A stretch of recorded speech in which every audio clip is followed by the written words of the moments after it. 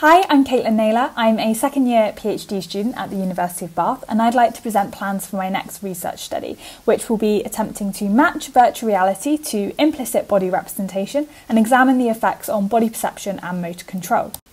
So we know that body perception is constructed by combining incoming sensory information with various internal body maps. Now, some of these implicit body maps are distorted compared to the physical body. So hand width is overestimated and finger length is underestimated. Now, what's less clear is how these sensory cues and implicit maps are integrated in a way that resolves these conflicts and creates a conscious experience of a coherent body.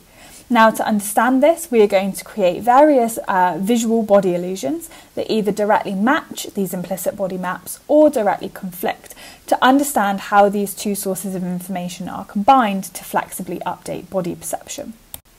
So to do this, we're going to be using virtual reality and ultraleap hand tracking to allow individuals to embody and control different virtual hands. Now, the appearance of these hands will be manipulated to create 4 illusions. One where the fingers are shrunk and one where hand width is enlarged. Now, these two match implicit body maps. And one where the finger length is enlarged and hand width is shrunk. Now, these do not match our implicit body maps. And by doing these 4 different conditions, we'll be able to dissociate effects to see whether illusory changes are driven by the type of manipulation, so enlargement or shrinking, or by the correspondence to the existing implicit body maps. So once these different illusions have been induced, we'll be examining the effects on a range of different body perception measures. So we'll be looking at changes to the conscious perception of the body, including changes to agency, self-location and ownership.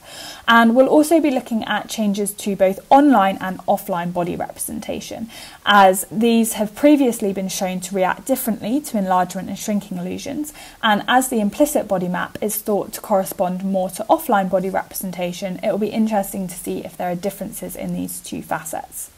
We'll also be looking at changes to motor performance outside of VR. So after the illusion's been induced, we'll be able to see whether changes to body perception carry over to impact simple object lifting interactions.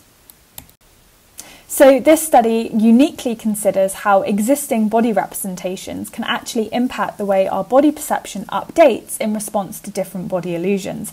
And this could have some really interesting ramifications for our approaches to rehabilitation in body representation disorders.